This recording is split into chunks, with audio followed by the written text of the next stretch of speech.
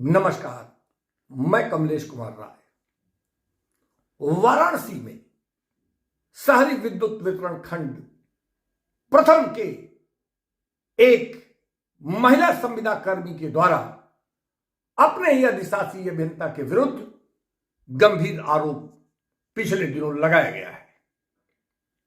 महिला संविदा कर्मी द्वारा जिलाधिकारी को भेजे गए लिखित शिकायती पत्र की प्रतिलिपि उपभोक्ता मंच के पास है। उपभोक्ता मंच के पास जो शिकायती पत्र है उसमें महिला संविदा कर्मी के द्वारा अपने अधिशासी अभियंता के नियत पर सवाल उठाते हुए उनके द्वारा अभद्रता करने की बात कही गई है। सरकार और शासन इस प्रकार की घटनाओं के प्रति अत्यंत गंभीर है और ऐसी स्थिति में सरकार और शासन की मंशा के अनुरूप महिला के द्वारा इस प्रकार के लगाए गए आरोपों पर गंभीरता से संज्ञान में लेने की जरूरत है। और यही नहीं, इस पूरे घटनाक्रम की मजिस्ट्रेटियल जांच कराने के साथ साथ पुलिस में भी प्राथमिकी दर्ज कराने की जरूरत देखी जा सकती है। वहीं दूसरी तरफ अधिशासी अभियंता मनोज कुमार सिंह के द्वारा उपभोक्ता मंच से बात करते हुए जो कुछ भी अपना पक्ष रखा गया वह भी कम महत्वपूर्ण नहीं है।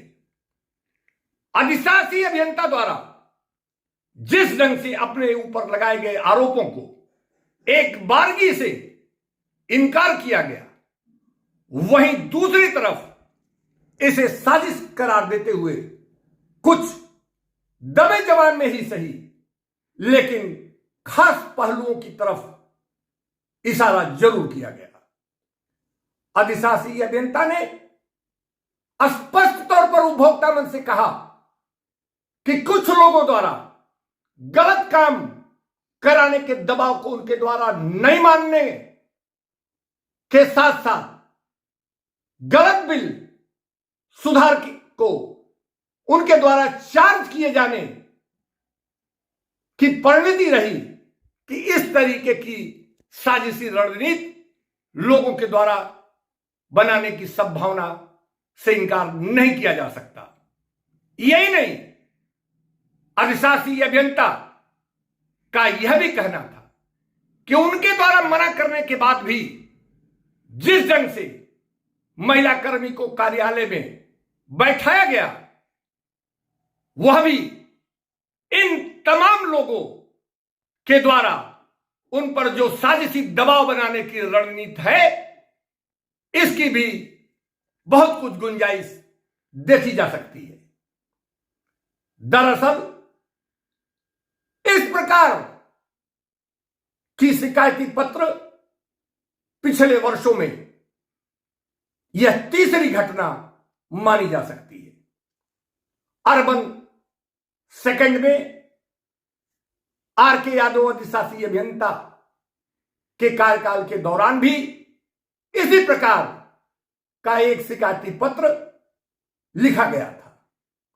वहीं शहरी पंचम क्षेत्र के अधिशासी अभियंता डी.के. त्रिपाठी के कार्यकाल में भी कुछ इसी प्रकार के आरोप के साथ शिकायती पत्र जिलाधिकारी को भेजे गए थे और अब अर्बन फर्स्ट में पिछले दिनों यह तीसरी घटना देखी जा रही है।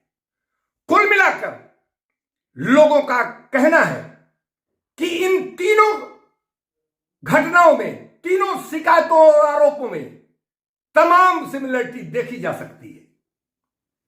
जैसे यह शिकायती तीनों पत्र जिलाधिकारी को संबोधित किए गए,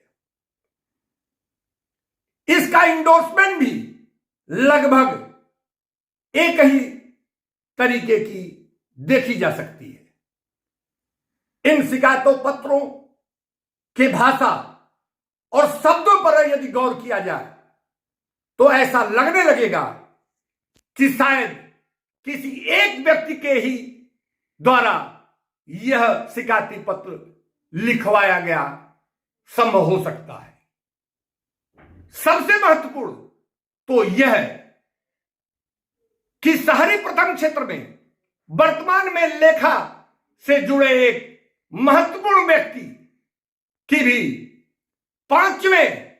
शहरी पांचवें क्षेत्र में तैनाती के दौरान भी इस प्रकार के शिकायती पत्र भेजे गए हैं। सवाल उठना लाजमी है कि क्या जानबूझकर दबाव की रणनीति बनाने के लिए इस प्रकार की साजिशी कारगुजारियां कुछ लोगों द्वारा सोची समझी नीयत से की जाती हैं। और यह सवाल इसलिए उठना लाजमी है कि शहरी द्वितीय क्षेत्र में की गई शिकायत और शहरी पांचवें क्षेत्र में की गई शिकायत के बाद शिकायत पर जांच का क्या हुआ यह आज तक किसी को पता नहीं लग सका। यानी साफ तौर पर शिकायतकर्ता द्वारा शिकायत किए जाने के बाद जिस ढंग से दबाव की रणनीति के तहत संबंधित अधिशासी अभियंताओं से निगोशिएट कर जांच को दबा दिया गया, ठीक उसी तर्ज पर शहरी प्रथम क्षेत्र के में भी जो यह शिकायती पत्र भेजा गया है इस पर भी लीपापोती करना शुरू हो चुका है। सूत्रों से मिली जानकारी के मुताबिक कुछ लोग इस बात के लिए सक्रिय होते दिखाई दे रहे हैं कि अधिशासी अभियंता पर दबाव डालकर उनसे संविदा कर्मी से माफी मंगवाने के साथ साथ अधिशासी अभियंता को दबाव में लेने की रणनीति अपनाई जाए। और उसी का नतीजा है कि कुछ लोगों के द्वारा इस शिकायती पत्र को भी पूर्व में 2 शिकायतों की तरह दफनाने का खेल लगभग शुरू किया जा चुका है।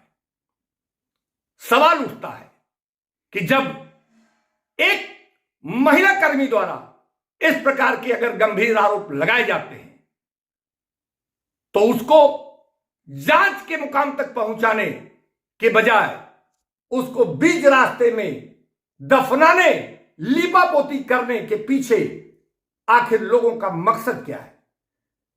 कुल मिलाकर क्या यह सारा एपिसोड भ्रष्टाचार के इर्द गिर्द रचा और खेला जाता है? यह देखना भी महत्वपूर्ण है। यदि किसी महिला के साथ अभद्रता की गई है, उसके साथ बदसलूकी हुई है, तो निश्चित रूप से इसकी उच्च स्तरीय जांच प्रबंधन को यथासिद्ध कराना जरूर होगा।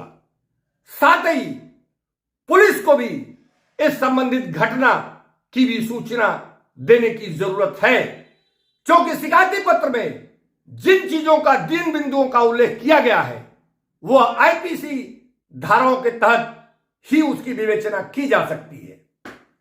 और यदि यह सारा खेला भ्रष्टाचार के इर्द गिर्द खेला जा रहा है तो यह भी एक बड़ी साजिश और दुर्भाग्यपूर्ण स्थिति है जिस पर भी कार्रवाई होने की जरूरत जरूर होनी चाहिए। उपभोक्ता मंच के लिए आज बस इतना ही।